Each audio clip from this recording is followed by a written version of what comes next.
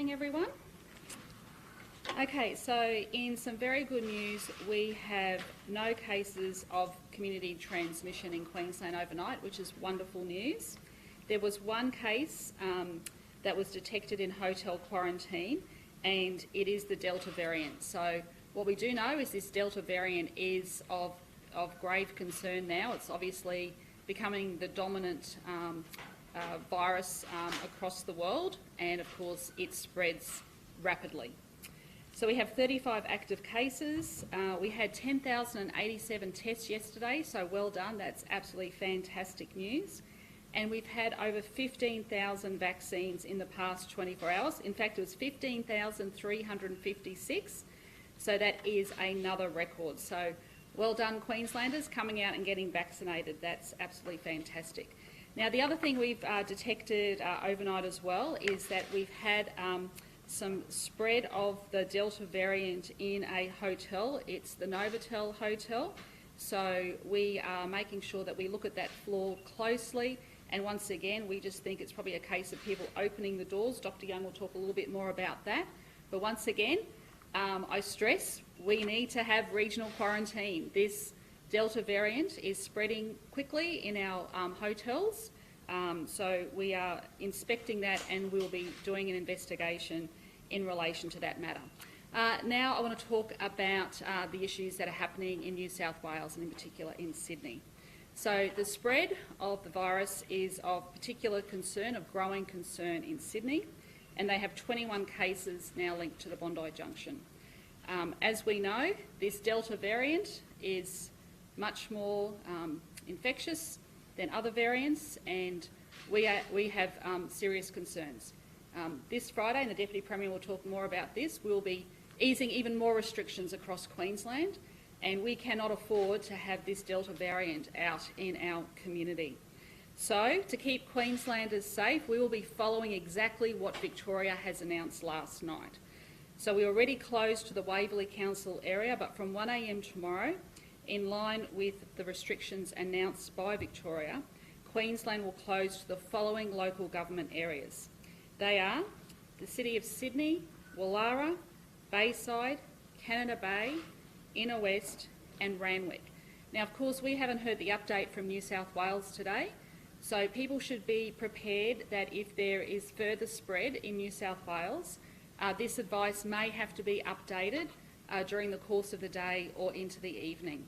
Now, we want everyone to be safe, and we wish New South Wales the very best in getting on top of this particular variant. But as we know, we're going well here in Queensland, and we want to continue to keep Queenslanders safe. So a full list will be on the local government, of those local government areas will be on the Queensland Health website.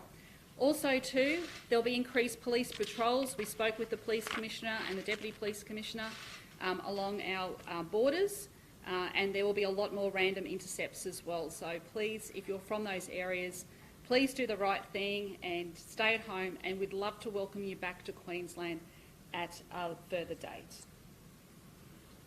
Premier, is there any update on the Sydney couple who want to come and see their father at Ravenna? Yes, there is actually, and I'm pleased to update in relation to this. So Dr. Young and I have had a lengthy discussion this morning. And what we would like to see from the New South Wales Government, and this is a matter for the New South Wales Government, if they want to break the 14-day mandatory quarantine for this couple, and if they can provide Dr. Young with how they will safely be transferred from Sydney to the Gold Coast, we of course will do everything we can to facilitate the reunion with his father at the earliest convenience. Those arrangements have already been put forward to Queensland Health. They have arranged for a private jet. No, well, they have to put that forward today from the New South Wales Government, and Dr. Young will look at that this morning at her earliest convenience. Okay, I'll hand over to Dr. Young. Thank you. So yes, we have one new case in hotel quarantine who recently returned from Zambia, and we already have the genome sequence on that case, and it's the Delta variant. And that's the major variant we're now seeing in people who are returning from all parts of the world. So we're not seeing that Delta variant only coming from India now. It's widespread, and that's to be expected. When you get a variant that's more transmissible, it then becomes the dominant variant. And we've now seen, of course, this rapid spread in Sydney of the Delta variant, and it's now at 21 cases, so we've had to make that decision here. So I've advised the Premier, and she has followed through, that we will be requiring anyone who's been in those 7 LGAs in Sydney from 1 a.m. tomorrow, I'm not backdating it, but anyone who arrives 1 a.m. after 1 a.m. tomorrow who's been in those areas, coming from those areas, will need to go into hotel quarantine for 14 days. And we'll keep a close eye on whether there's further spread to more LGAs in Sydney. So it is very important that people in Queensland reconsider their need to travel anywhere in Greater Sydney or Wollongong. And we've seen some cases spreading further south. So that's important going forward. And thank you to everyone who's come forward to get tested. I know we're coming into our traditional winter flu season, so there will be more people with flu-like symptoms out there. It's really important that you don't just assume that it is whatever your child's brought home from childcare or that it's anything else, that you just immediately come forward and get tested and isolate till you get a negative result. Because although we're hopeful that we have our latest cluster in hand, we know how quickly these things can get out of hand. So no new community cases overnight, and we have all of those people who were at that restaurant in quarantine. So we're managing all of those. So people from those 7 LGAs will be allowed into Queensland? No. So anyone from Queensland who's been to one of those 7 LGAs and comes back after 1 a.m. will need to go into hotel quarantine. We've always allowed Queenslanders to return home, of course, but anyone in Sydney who's been in one of those 7 LGAs will need to seek an exemption to be able to come in. And there are some people who can seek that exemption. If that exemption is agreed to for whatever reason, then they'll have to come into hotel quarantine for 14 days. What's changed in the last 24 hours? The 21 cases that we've seen, and just the large numbers of exposure venues. There's well over 120 exposure venues, and unfortunately with the Delta variant, we're seeing very fleeting contact leading to transmission. If you remember at the start of this pandemic, I spoke about 15 minutes of close contact being a concern. It now looks like it's 5 or 10 seconds that's a concern. So it's just the risk is so much higher now than it was only a year ago. The Premier spoke of the variant in hotels, particularly the Novotel. Is that where the latest case was? The latest case today, no, I don't believe so. So we've got, I need to clarify, so a few days ago we did have some cases that were reported as hotel assessed and found in hotel quarantine, but now that we've got the genome sequencing back, we know that there's been transmission from one room to another room. So this is on floor 5 of the Brisbane Airport Novotel Hotel, and we had 2 people in one room and 1 person in the room adjacent, and that person in the room adjacent tested positive first, and then 2 days later the couple, or the 2 people in the adjacent room, tested positive. And at the time we thought it was just overseas acquired, but now that I've got the genome sequencing back, it's clear that the first person has given it to the other 2 people. These are historical cases that you... Well, they're older cases. We've previously announced them. So the first, the couple came in on the 8th of June into hotel quarantine, and then the single person came in on the 10th of June, but they immediately became positive, and then the couple later became positive. So the last time this happened at the Grand Chancellor, I think everyone was moved out. What's happening at the Yeah. moment? So we're contacting all of the 30 people on that floor 5 and anyone who left quarantine during the period that I'm concerned about. So they're all being contacted. And the people on floor 5, their stay has been extended until we've been able to confirm that there's been no additional transmission. I mean, it's reassuring that it's one room to the room next door, and we've seen, unfortunately, that happen across the country in our hotels. We now, of course, have all of our staff fully vaccinated, and all of our staff working in these hotels get tested every single day. We'll retest all of the staff again, whether or not they're at work or on leave, so we'll go back to all our staff and see if there's any positive cases there. But so far, with all of that daily testing, there hasn't been And the any. 30 who have left, are they being contacted and told to get tested? Or not? Yes, yeah. Well, so we'll follow through all of the people on that floor. I don't know how many there've been. We're still getting that data. We'll follow through all of those and get them tested And again. Dr. Young, why aren't you backdating the restrictions? Is there any concern for people who have been in those local government areas who might already be in Queensland? If they've been exposure venues. So we've had in place now since the 11th of June, anyone who's been in an exposure venue that's been declared by New South Wales, and they're well over 120 now, they are not able to come into Queensland unless they get an exemption, and then they go into hotel quarantine for 14 days. That hasn't changed. So the exposure venues are still there. This is extending it to people who haven't been in exposure venues but have been in that local government area, because we saw yesterday, of course, that 9-year-old child who goes to a school in Waverley that's 2 blocks from the Bondi Junction Westfield and somehow has managed to get infected, and New South Wales isn't aware of how that's I happened. think New South Wales give updated figures around 11. They do. What would it take to lock down or make the whole of Greater Sydney a hotspot? Well, we've got a really good system in place now that police can manage very well. So if we see more cases in more LGAs, we'll extend the numbers of LGAs. Um,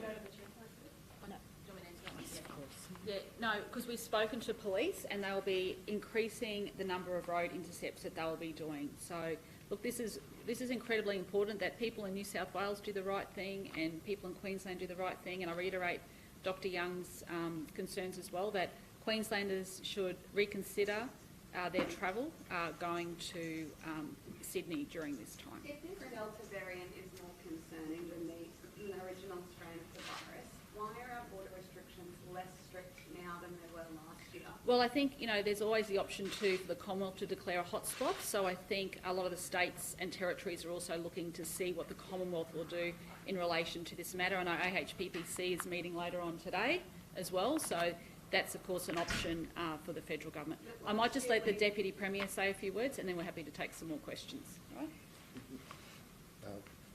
Thank you, Premier. I just want to underline how important it is that we are very cautious in monitoring this Delta strain outbreak in Sydney.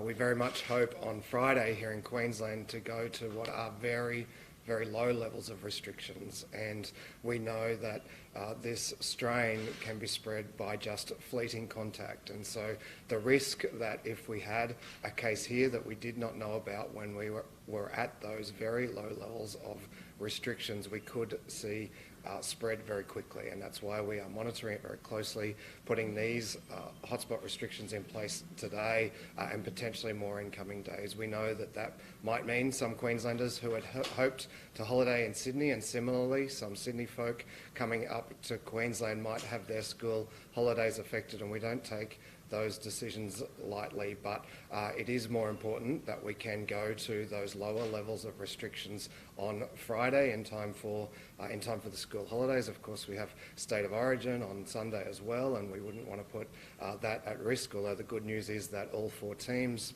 the women's and men's Blues and Maroons teams, are safely out of these locations.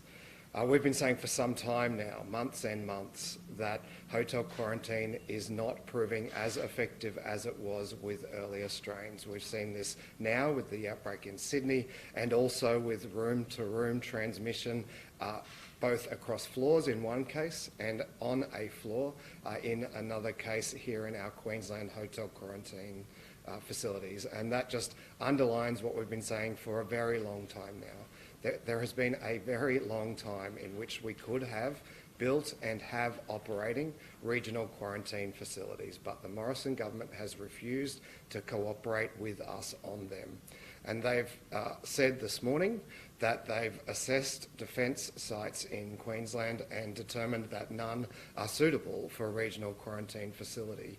And I'd just say this, the criteria for a regional quarantine facility that the Prime Minister dropped on us I think a week or two ago, says that they have to be on Commonwealth land. Now, if they've assessed defence facilities in Queensland and determined none are suitable, well, that doesn't leave any other suitable Commonwealth land. They've effectively ruled out a regional quarantine facility here in Queensland with their repeated additions of new requirements, new federal government criteria. And we would just urge them to reconsider our proposal for Wellcamp, properly consider our proposal for Wellcamp, because we think it is the best available option. It can be up and running sooner, cheaper, and will be larger, will have greater capacity than the Victorian proposal. Sorry, back to my question. Yeah. Last Yeah. year, our border decisions were at odds with what the Commonwealth advice was at times. Now you're saying you're looking to the Commonwealth for their... No, what we've done is we've acted on the advice of Dr Young, but what has been happening recently is the Commonwealth will also come and declare hotspots as well. So that's an option open to them as well. But in the meantime, we're following what Victoria has done and we're declaring those council areas as Why is hotspots. all of Greater Sydney not a hotspot? Sorry? Why is all of Greater Sydney not a hotspot if we're concerned about the contact? Because we're focusing on those council areas at the moment, but we're saying that this advice could change and that's going to be dependent upon what we're going to see out of New South Wales over the next couple of days. So it could expand. I think New South Wales is treating this seriously. We're treating it seriously. Just on the vaccines, Premier, given Yes. what we're seeing down south, do you think New South Wales should get the lion's share of the Pfizer vaccine, given we're back to closing off all these LGAs again? Well, I think this could happen anywhere. So it's important that the Commonwealth gets as much supply as they possibly can. We were briefed about that at National Cabinet. So we know the bulk of the supply is coming in the last quarter of the year. And up until everyone is vaccinated, communities are going to be continual put at risk. And don't forget as well, what we have seen is that this virus can still be transmitted by people who are vaccinated. Premier, just to clarify that, Yes. back to Mark Killian, Yes. they just sent me a double-page letter with very detailed plans of how they were going to get to Queensland, COVID safety protocols. They sent this to Queensland Health a week ago. What is it more that you need them to do? Yes, we want the New South Wales government to say that they're happy to end the 14-day mandatory quarantine, which is a national standard. And if New South Wales is happy to end that 14-day mandatory quarantine standard, write that immediately to Dr Young and we will facilitate it. No one wants to see people not see their relatives. I lost my grandmother a year ago. This week's very sad for me. So it's very sad for other people in the exact same situation. My understanding is that they've already got that exemption. You just want to see it in writing. It needs to be from the New South Wales Premier to Dr Young, to myself, and I'll pass it on to Dr Young, or the New South Wales Chief Health Officer to Dr Young. And assuming that's granted, how would his visit to his dad be facilitated? Queensland Health will facilitate that, and they'll do it. No, they will do it as quickly and as comfortably as possible. But no, excuse me, Jess, if you can just let me finish. These are national standards that have been agreed at National Cabinet, and it's great to see that now that the Prime Minister Scott Morrison wants to go away from those national standards. And if New South Wales wants to not have that 14-day mandatory quarantine, well, we need to also address all that at National Cabinet and work out what the new standard is now right across the nation. So, last week it's gone from a hard no to a maybe. What's changed? Because it's been the national standard, and we've got a letter here from Scott Morrison now saying that this is now a new standard. So if he's happy to have the new standard, I'm more than happy to facilitate that. Would they have to go into quarantine once they arrived in Queensland before they saw? Well, this father? we will be facilitating all of that. They will have to, of course, have quarantine here in Queensland, but we will facilitate them from that quarantine to go to the hospital and see their father as quickly as possible. Do you accept some of the responsibility for UNESCO's draft decision on the reef? In relation to the Great Barrier Reef, I mean, it is an international icon and everybody loves the Great Barrier Reef. And I think what we need to see is both levels of government working cooperatively. And, you know, we have put our money on the table for the Barrier Reef. We've stopped the dredging of our ports. You know, we've done a whole lot. We put a whole lot of money into it. But now is the time for, I think, you know, greater cooperation with the federal government when it comes to the Great Barrier Reef.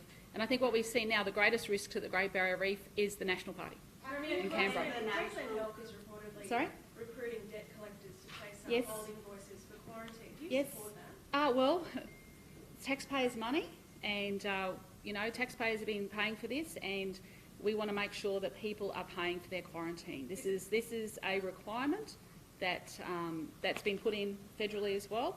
So we want to make sure that, and if we need to recoup that money, it's taxpayers' money. How can you push this responsibility onto the federal government when your government approves the Carmichael coal mine? Lydia, it's not about that. It is about the Great Barrier Reef and all of the regulations we put in place, the reef regulations, improving water quality. These have been actions taken by our government. You don't think that thermal coal mines pose a risk to the Great Barrier Reef? The greatest risk at the moment is the National Party in Canberra. How? Well, they're the ones that are proposing a coal mine right on the Great Barrier Reef. You approved a thermal coal mine. And there's going to be, coal is going to be needed across the globe for many years to come, including gas, including renewables, and that's why we have a 50% renewable energy target by 2030, and that's why my government in the last budget just invested $2 billion in renewable energy. But do you accept that that would have an impact on the Great Barrier Reef? Building a brand new coal-fired power station adjacent to the Barrier Reef by the National Party, yes. What about the thermal coal mine in central Queensland? These are all in the plans and already underway. Okay, last question. Can I Yes, just yes. get some clarification on the broader checking in that we're going to have to do from Friday? Yes. People are asking us, they're a bit confused. Do they just check in at, you know, the entrance to a shopping centre or Correct. individually at You Coles can- and Woolies inside? Yeah, it's just, you've got to check in when you go into a shopping centre, but if you're going into Coles or Woolies, we do need you to check in there, okay? Because if this fleeting contact, this Delta variant is of grave concern. And for older people who might not have, you know, a phone that can do that, will that all be? Most people do have phones, and you know what you do see is if families are out with their grandparents, they can check in for them. And I'm not saying my parents are old, but they're in their 70s and they're very happy to use that check-in app. So if they can do it, I'm quite sure a lot of other people can as well. Would you Okay. and Dr. Young be open to facilitating the kind of arrangements that you said you might be willing to? Sorry? If the New South Wales Premier or Chief Health Officer write to you and Dr. Young, granting that family and Yeah, we said we're going to sort that out, yeah. yeah, would you be open to extending that to other families? Well, if it's the new standard by the federal government, it has to be approved at National Cabinet. So how soon would that family be able to have a visit? If that As soon as they can get transport approved by the New South Wales government. Okay? Thank you. Thanks, everyone. Thanks for coming.